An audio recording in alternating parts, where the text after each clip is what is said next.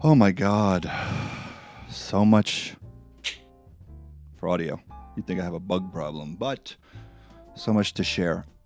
This episode is a lazy episode, but it's like lazy in the best ways. It's a compilation episode. It's like 3 episodes I cut together and slapped together because I've been busy because it's fucking holiday season and I work in events and that's catering and that's the life.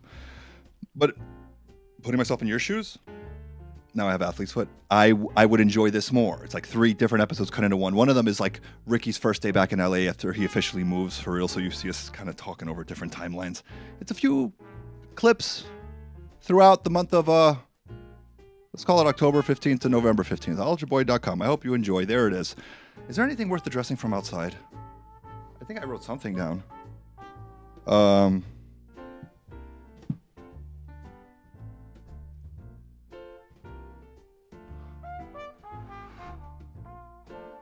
Enjoy the episode.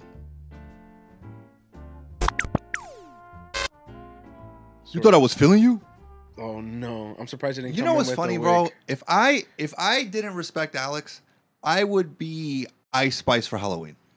So my body, I get what I want, like bitch say balance, keep it a beam. No, they be mad, I be on the scene. And it's low, like, cost. It's not. It's a very cheap costume. There's gonna be a lot of Ice Spices out there this year. I bet. I could Ice Spice it up at Burlington Coat Factory with $7. I just spit everywhere. But it's a crop top. I do like that she kind of invented a twerk.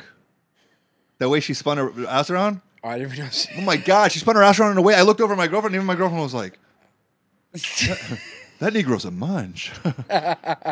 Dude, my girl was like, yo, what's up? No, but then eventually you're like, show on the spectrum. I just like, it's really funny, the song, and it's gotten so hot. And honestly, like, drill music is so interesting. It's such a young. It's just like the only new thing. Yeah. It's the only new thing adjacent to what is popping. Yeah, and it's like dance friendly. Jordan's like in love with the UK. I talked about this. He's been sending me that stuff too, yeah. What in history do I not understand? Why is UK drill rap sounding Caribbean? What happened? How can I be homophobic? My bitch is gay. Hitman in a top try, see him. I think slaves from Liverpool went to the Caribbean. I don't know. I don't know. But then they came back. They came back and brought. or maybe in a way, America took what was UK drill. What are you talking about? We took UK drill. We didn't come up. Pop Smoke didn't invent drill. No, I did. He did. Oh, mother of God! Christian Dior. No, he did. Dude, you ever took a dump so big that you feel like you're wearing it? That you like don't even want to leave the bathroom right away. You want to air out. Yeah, dude. I took a dump the other day that I'm like, this shirt isn't even like for the dry cleaners no more. This shit is para el hamper. I've had a few of those, man. I love to take shits. Yeah. You're a professional shit taker. I'm a professional shit. You remember when you lived with me? I took a lot of shits. I know, but you're a good roommate. You just burn eggs. But I think you learned that. I don't burn eggs, motherfucker. You trained that out of you now. Yeah, no, I don't burn eggs, motherfucker. Yo, fuck you. Dude, you burn eggs. It was my first time having. Nah, it was it's fine. Hey, you learn not to. I was a victim of you learning. You know what I mean? That's Yo, you're making it seem like I cooked the worst eggs. No. It's just that you cook them in a way where they probably still tasted fine, but whoever's not eating them steals with the egg stink now. That's what it is.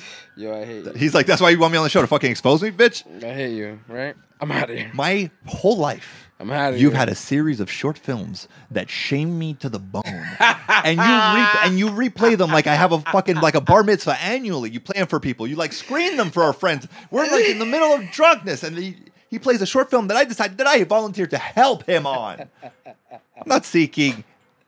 Fuck the entertainment industry. Yo, I do want to release those things. So those are funny. You'll hear from my lawyer. They're so funny. Yeah. You'll hear from my lawyer. Real talk. Dead ass, real talk. Keep it a whole bean. Nah, man. Those shits are really funny, though. And just to see, like, you know, how much we've evolved and gotten better. Yeah, you get better at making shit?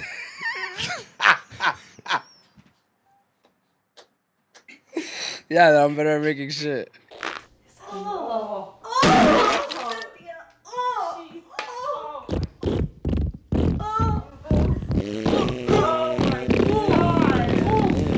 Because when you look at it, believe it. if you can we have it in here? Because like, No, we'll have that moment. That moment. Yeah. That's got to be up. Because that's so that funny. moment. It's got to be up. Where the fuck do I find the clip? For real. I got it. You thought I was watching you? You don't have the link. No, for real. Is it on Vimeo? What is it? Hold on. I think I have it on Vimeo somewhere. Hold on. I gotta check it out. Dude.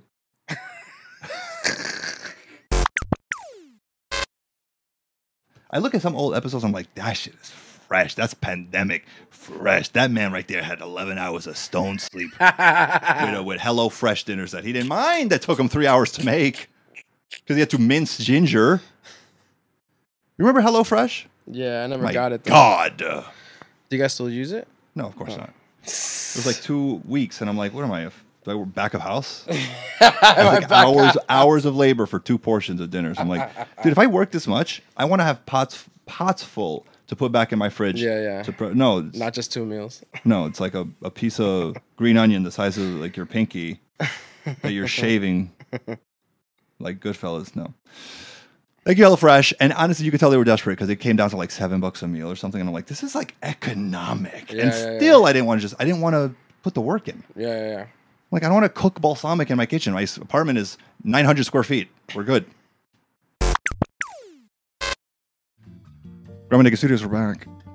I don't know, dude. I broke my fingers. I broke my fingers. I opened the back door in front of the dog park. I didn't know Frida was going to come out with, like, enthusiasm. She's, like, 70 pounds. And just trying to save her. Boom, snapped a finger. How boring. How boring. I broke... Imagine that wasn't the finger. Wait, was that the finger? Dude, I just flipped you the bird with the wrong finger. I was trying to tell you about a finger I broke when I was a child. And I didn't realize it was the same one. Yopes, because it's a righty. Peep Gameth. I was a kid, and I remember we used to play tag and manhunt all summer long with the kids in the neighborhood, blah, blah, blah. By 11 or 12, I was into girls. So I was doing any activity that the girls want to be involved in. I remember I had a neighbor named Crystal. She had a friend named Vanessa. I just wanted to be around the opposite gender. At that age, dude.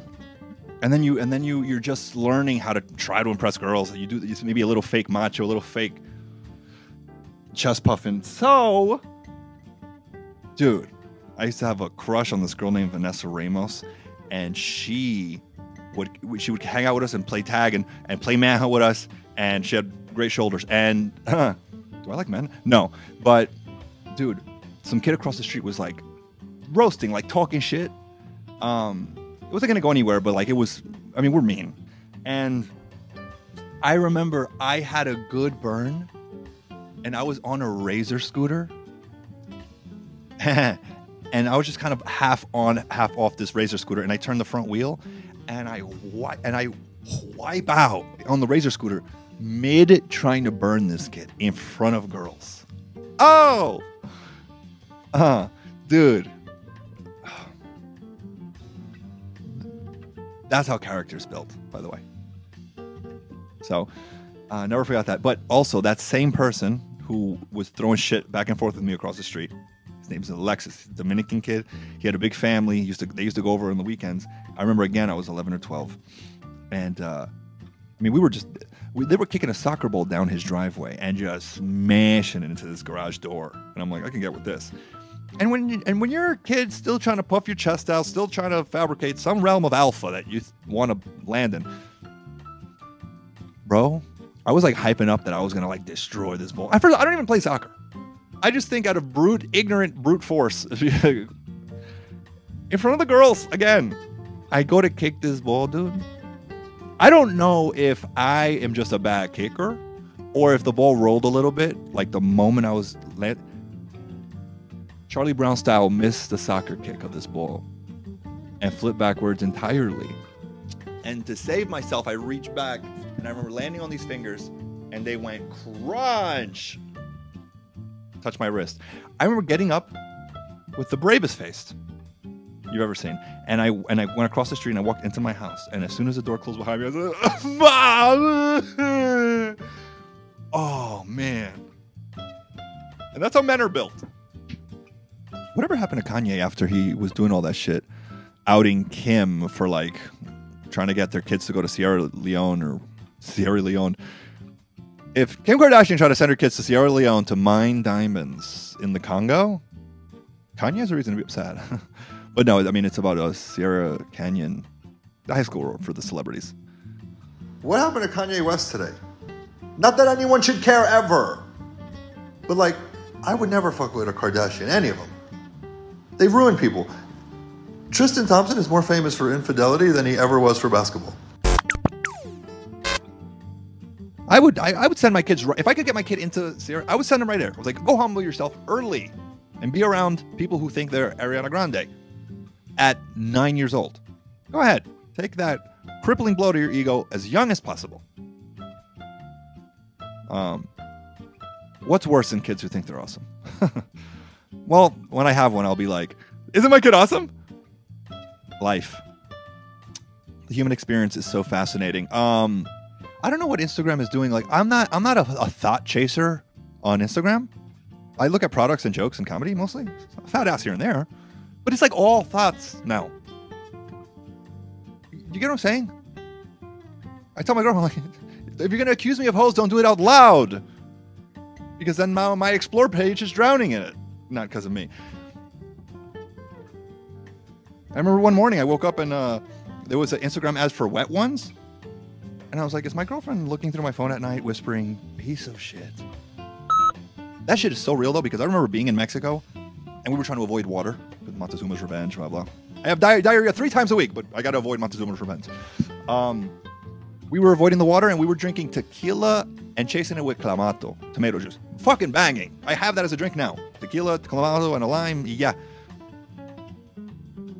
I said the word clamato twice, and then I was getting clamato Instagram ads. I have never seen clamato on my phone. It almost looks weird. It's like seeing a bodega product just on your feed in Instagram. It's like seeing Fabuloso on your Instagram feed. It blows your mind. I haven't talked about Cuba in a while. I want to go back, but it's like, I hear Obama's era was the best time to visit. I'm not going back. It also gives my mother diarrhea and vomiting if I tell her I'm going for leisurely reasons to Cuba. Try telling your parents you're going to go visit for fun a place that they escaped with their lives. I was in a dinner conversation with my buddy, and he had 2 friends we just met. And the friends we met were telling us about when they would visit Cuba, they learned to start booking Airbnbs to make sure that the money went back to the people. And because if you go to these hotels, if you go to places that because the hotels in Cuba are institutions. You spend your money in the hotels or any big brand, it's going to the government. The Airbnbs are the only way to ensure that civilians are getting tourism money. I don't know how they handle taxes, but this one group at the dinner was so like trying to ensure money went back to the people of Cuba that they booked an Airbnb experience, and they said it was horrible. Terrible. The plumbing was bad. Service was horrible. Everything. And then their friends at the same time were staying at Hotel Nacional de Cuba. It's like the biggest known hotel in Cuba, and they had a divine stay. That even the people who stay in the Airbnb, they're like, I don't care if my money is paying for Fidel's pedicures. I'm never staying in an Airbnb here again. If one bad vacation can change your opinion on how wealth should be dispersed throughout a nation, you have no backbone, you have no principles. And that's like most Americans. Everybody who's anti-straw is just one opportunity, is just one discomfort away from changing their entire position. I remember I didn't even hear about anti-straws until my vacation in Cuba in 2016. I never heard of anti-straw. The U.S. wasn't even about that yet.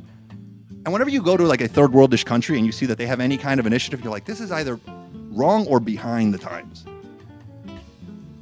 Cuba is saving turtles before they should be saving their own people. And they're worried about aquatic soldiers wearing armor. It's like, dude, they're fine. I remember being at the Hotel Nacional when I went to stay, and I was getting, there's like the pool guy that like sits in the hut, right? And he gives out towels and volleyballs and whatever.